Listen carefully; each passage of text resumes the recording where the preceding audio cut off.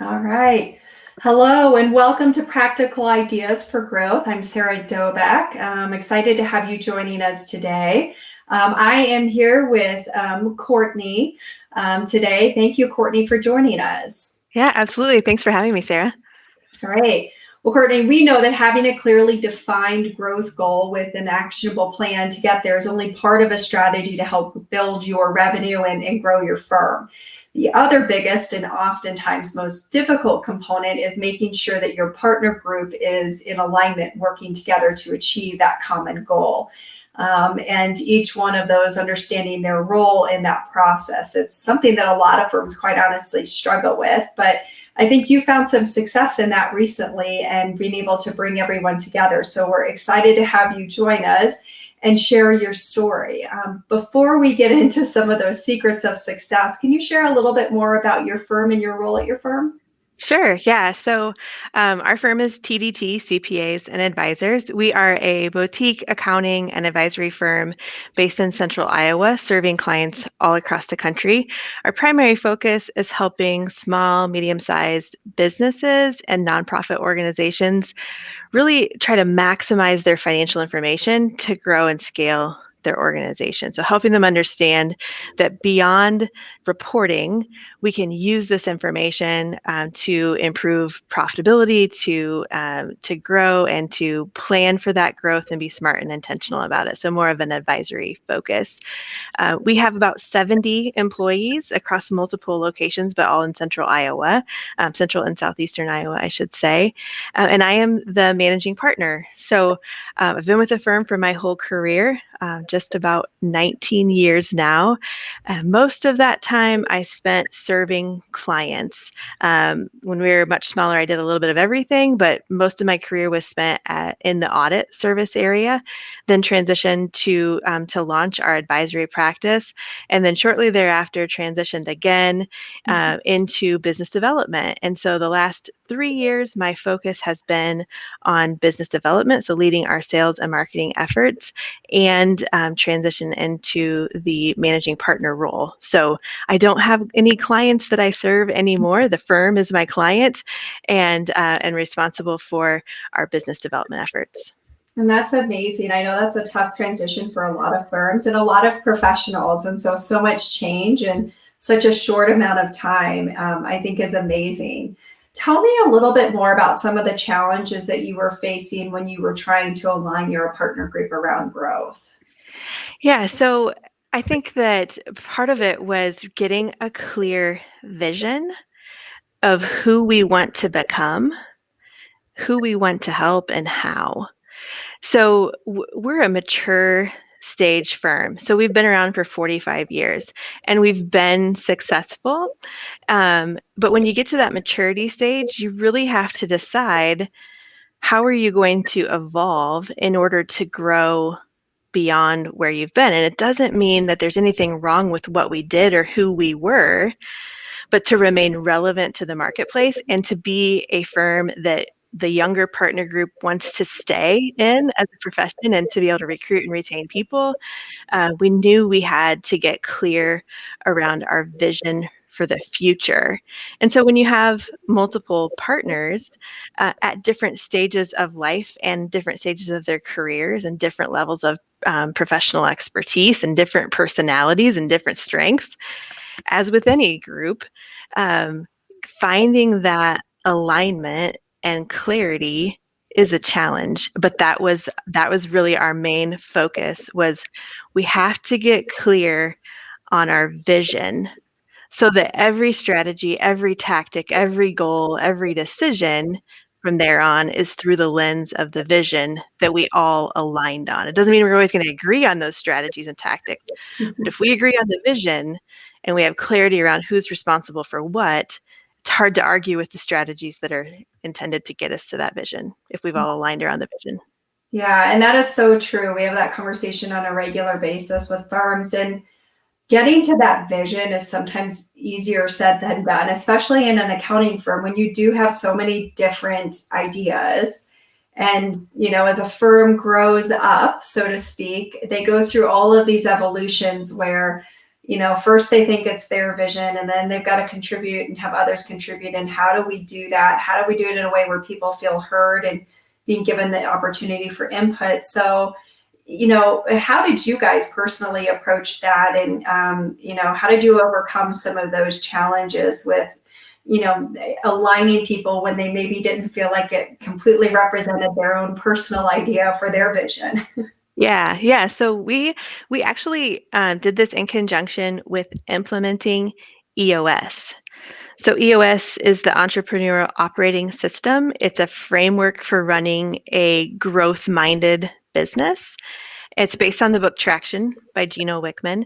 So so our leadership team, which is 5 team members, it's our managing partner, CFO, and our business unit directors. So our leadership team read the book and decided together, yes, we want to implement EOS and we want to hire an outside implementer to make sure we do this right.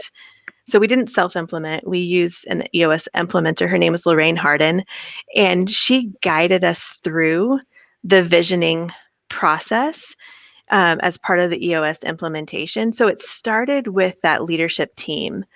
And so we really looked at lots of different aspects of the business facilitated through Lorraine's guidance to really determine where do we want to go, who do we want to be, who do we want to help, how do we want to be different.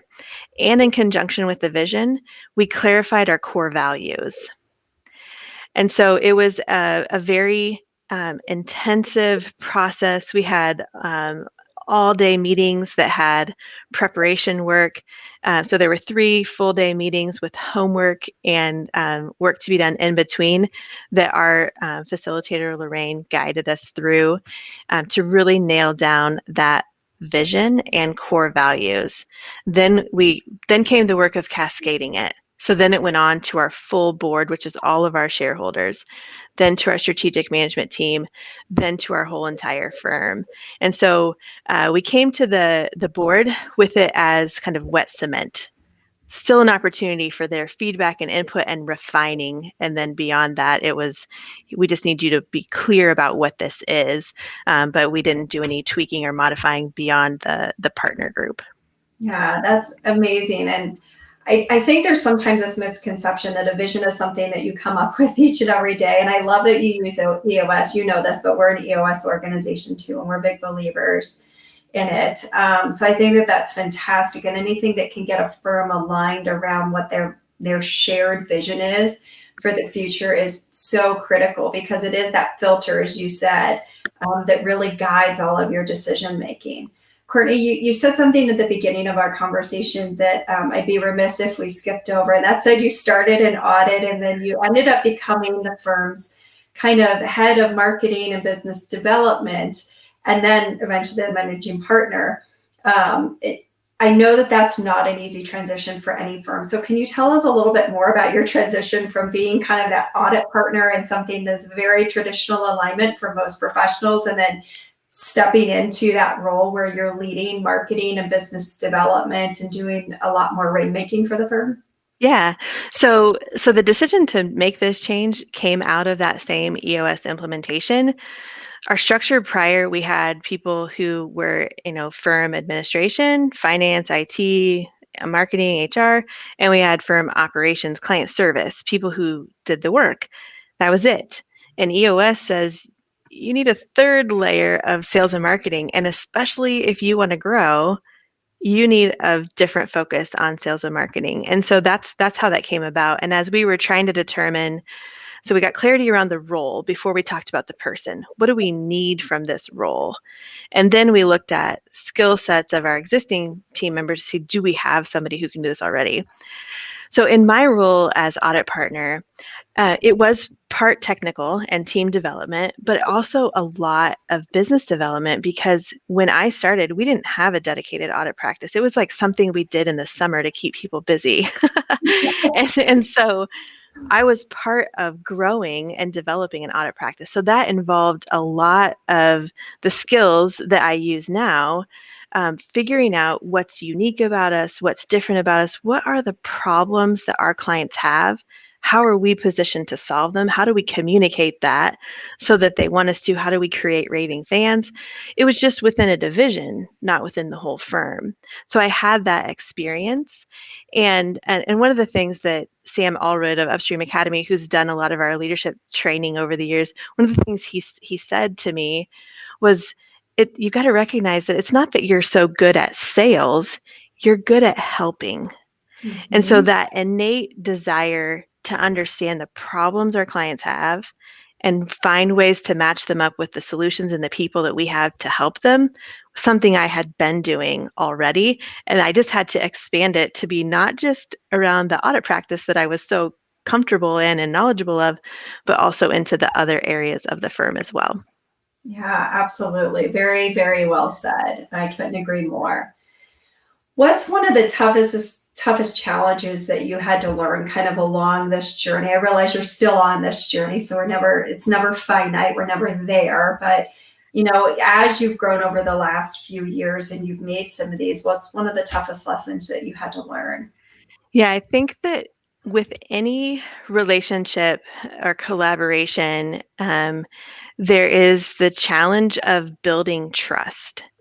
So you have to recognize when we have highly technical, highly capable people serving clients, when they recognize an opportunity with them or they receive a referral from someone and they need to pass it on to somebody else or bring in somebody else to serve them or to help handle that opportunity, there's some reluctance there because they're confident in their own abilities and their own relationship. And when you pull in somebody else, there's this concern, what if they drop the ball? What if they make a bad impression? What if they don't do this the way I would do it or as good as I would do it?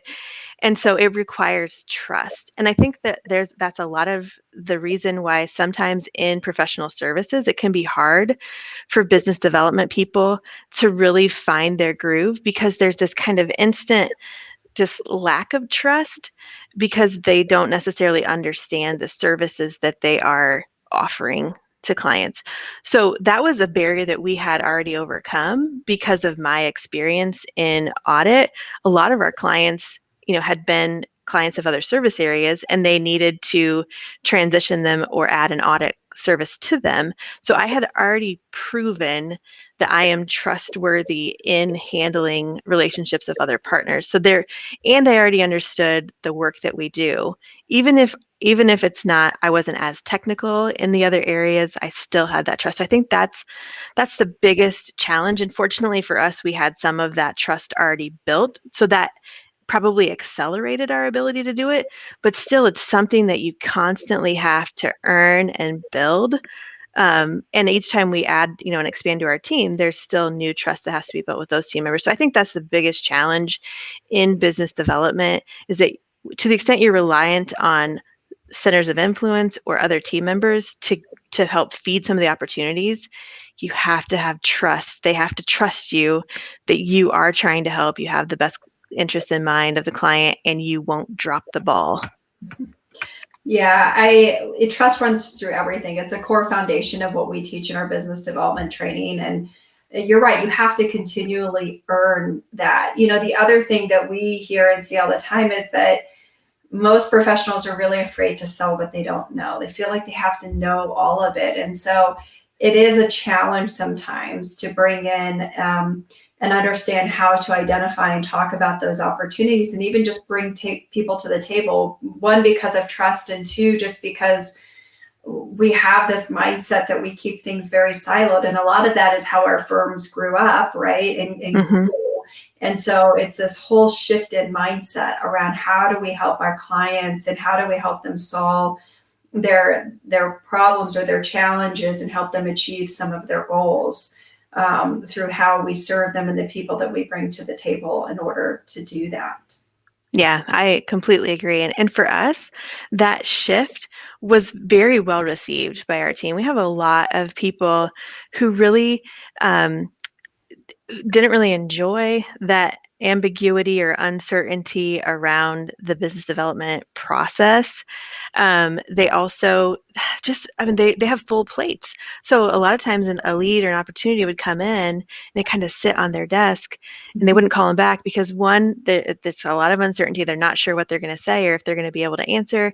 And there's this kind of in the back of their mind thought that, and then how am I going to actually find the time to serve this client and coordinate the pricing and the proposal and all that? So we found when my role changed and we centralized all those opportunities to funneling through me, the volume of our leads and opportunities in that first year, it was something ridiculous, like 700 or 800% more, Yes. just because we captured them. Changing it from you have to get this lead and see it all the way through to you have to get this lead and just submit it, raise your hand, and I will coordinate with you and see it through.